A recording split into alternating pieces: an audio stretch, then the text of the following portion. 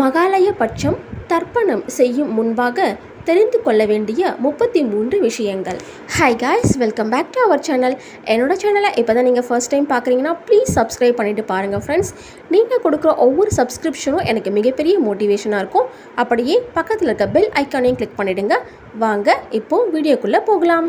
First Mahalaya பட்சம் அப்படின்னா என்னன்னு பார்த்துடலாம். பட்சம் என்பது சந்திர மாதத்தில் 15 நாட்கள் கொண்ட ஒரு கால அளவை குறிக்கும். அமாவாசை முதல் பௌர்ணமி வரை உள்ள 15 நாட்கள் சுக்லபட்சம் வளர்பிறை காலம் என்றும், பௌர்ணமி முதல் அமாவாசை வரை உள்ள 15 நாட்கள் கிருஷ்ணபட்சம் தேய்பிறை காலம் என்றும் அழைக்கப்படுவது உண்டு. அடுத்து மகாலய பட்சம் 2025 செப்டம்பர் 8ஆம் தேதி திங்கட்கிழமை ஆவணி 23 அன்று தொடங்கி செப்டம்பர் 21, 2025 ஞாயிற்றுக்கிழமை அன்று மகாலய அமாவாசையோடு முடிவடைகிறது. 1. தர்ப்பணம் செய்யும் நபர் தர்ப்பணம் செய்யும் முன்பாக அந்த மாதத்தில் மற்ற இடங்களில் நடைபெறும் எந்த ஒரு பூஜைகளிலும், ஹோமங்களிலும், ஆலய நிகழ்ச்சிகளிலும் தனது பெயர் சொல்லி சங்கல்பம் செய்து கொள்ளக்கூடாது. 2.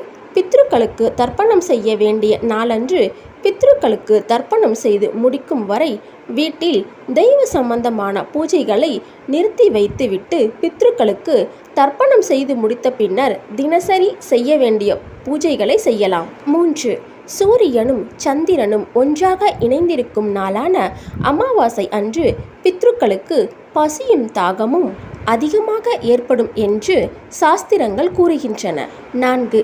அமாவாசை திதியன்று ஒவ்வொரு வீட்டு வாசலிலும் அந்தந்த வீட்டு பித்ருக்கள் வந்து நின்று கொண்டு தங்களுக்கு தரப்படும் எள் கலந்த தண்ணீரை பெற்றுக்கொள்வதற்காக காத்து கொண்டிருக்கிறார்கள் என்று நம்பப்படுகிறது. அன்றைய தினம் வீட்டில் தர்ப்பணம் செய்து அவர்களுக்கு எள் கலந்த தண்ணீரை தரப்படவில்லை என்றால் அவர்கள் ஏமாற்றமடைந்து வருத்தப்பட்டு கோபத்தோடு செல்கிறார்கள் என்றும், ஒரு சில பித்ருக்கள் சாபம் கூட தந்துவிட்டு செல்கிறார்கள் என்றும் கூறப்படுகிறது. 5. ஒரு வருடத்தில் பித்ருக்களுக்கு தர்ப்பணம் செய்ய வேண்டிய நாட்கள் மொத்தம் 96 நாட்கள்.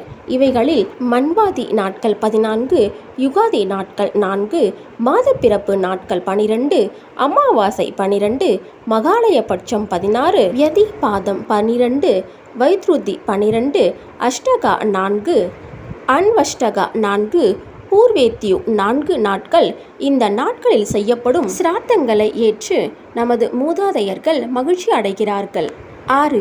ஒருவன் தனது தாய் தந்தைக்கு சிராத்தம் செய்யாமல் எனக்கு செய்யும் பூஜைகளை நான் ஏற்றுக்கொள்வதில்லை என விஷ்ணுவும் சிவனும் கூறியுள்ளனர். 7. நமது பித்ருக்களிடத்தில் சிராத்தத்தை சிரத்தையுடன் செய்வதாகவும், நல்ல உயர்ந்த ஆடை, தீர்த்த பாத்திரம் சிராத்தத்தில் வாங்கி தருவதாகவும் பிரார்த்தனை செய்து கொண்டு அவ்வாறே சிராத்தத்தை நடத்தினால் நிச்சயம் விருப்பங்கள் நிறைவேறும், விரும்பிய பலன் கைகூடும். 8.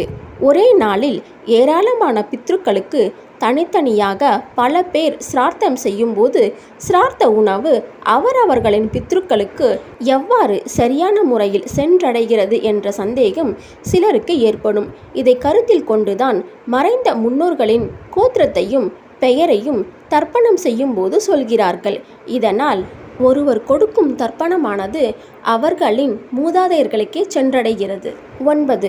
மகாலய பட்சம் 15 நாட்களும் பித்ருக்களுக்கு தாகமும் பசியும் மிக அதிகமாக இருக்கும். அதனால் அவர்கள் அருளை பெற வேண்டும். அந்த 15 நாட்களில் உறவினர்கள் இறந்துவிட்டால் நாம் சிரார்த்தம் செய்ய வேண்டாம் என்று சாஸ்திரம் கூறுகிறது. ஆனால் பிறகு கட்டாயமாக செய்ய வேண்டும். 10. பித்ரு வர்க்கம், மாத்ரு வர்க்கம், பித்ரு காருணிக வர்க்கம் என்று பித்ருக்கள் 3 வகைப்படுத்தப்பட்டுள்ளனர். அதாவது அப்பா வகையை சார்ந்த பித்ருக்கள் பித்ரு வர்க்கம் எனப்படுவார்கள். அம்மா வகையை சார்ந்த பித்ருக்கள் மாத்ரு வர்க்கம் எனப்படுவார்கள். சித்தப்பா, மாமா, குரு, நண்பர்கள் காருணிக வர்க்கம் எனப்படுவார்கள். இவர்களை நினைவு கூறி தர்ப்பணங்களை செய்ய வேண்டும். 11. நமக்காக எத்தனையோ கஷ்டங்களை தாங்கிய நம் பித்ருக்களுக்கு மகாலய பட்சம் அமாவாசை போன்ற நாட்களில் வெங்காயம், பூண்டு, வாசனை திரவியங்கள் போன்றவை வேண்டாம். 12. சாஸ்திரப்படி சிரார்த்த காரியங்கள் செய்பவர் திருமணம் உள்ளிட்ட விழாக்களிலும் மற்றவர் வீடுகளிலும் உணவு உண்ணக்கூடாது. 13 துவாதசி 12ஆம் நாளன்று பித்ரு பூஜை செய்பவன் சொர்ண லாபம் பெறுவான். 14 தாய் தந்தையின் இறந்த திதிகளை மட்டும் நினைவு கொண்டு தர்ப்பண காரியங்கள் செய்தால் போதும் எனும் பழக்கம் இன்று பலரிடத்தில் ஏற்பட்டுள்ளது. குடும்பத்தில் இறந்த முன்னோர்கள் அனைவரையும் நினைவு கூர்ந்து தர்ப்பண காரியங்கள் செய்ய வேண்டும். அதுதான் சிறப்பானது, முழு பலன்களையும் தரவல்லது.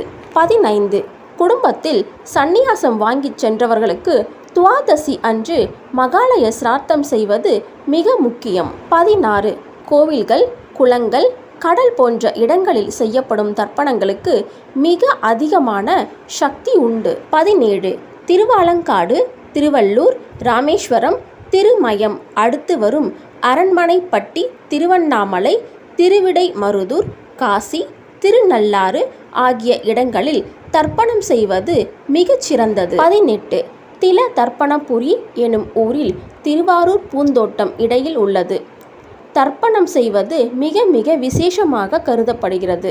இங்கு ஸ்ரீராமரும் லக்ஷ்மணரும் தம் தந்தையான தசரத மகாராஜாவிற்கு தர்ப்பணம் செய்தனர் என்பது குறிப்பிடத்தக்கது. இதில் இதுவரைக்கும் மகாலயம் பட்சம் பற்றின 18 குறிப்புகளை நான் சொல்லியிருக்கேன். மீதமுள்ள குறிப்புகளை பார்ட் 2 வீடியோ குறிப்பிடுகிறேன். இவ்வளவு நேரம் நீங்கள் பார்த்த இந்த வீடியோ உங்களுக்கு யூஸ்ஃபுல்லாக இருக்கும் நம்புகிறேன். அப்படி இருந்துச்சுன்னா ப்ளீஸ் லைக் பண்ணுங்கள். நீங்கள் கொடுக்குற ஒவ்வொரு லைக்கும் எனக்கு ரொம்ப முக்கியம். அதே மாதிரி சப்ஸ்கிரைப் பண்ணிவிட்டு பாருங்கள் ஃப்ரெண்ட்ஸ். நீங்கள் கொடுக்குற ஒவ்வொரு சப்ஸ்கிரிப்ஷனும் எனக்கு மிகப்பெரிய மோட்டிவேஷனாக இருக்கும். Thank you friends. இதே மாதிரி அடுத்த வீடியோவில் மீட் பண்ணுறேன்.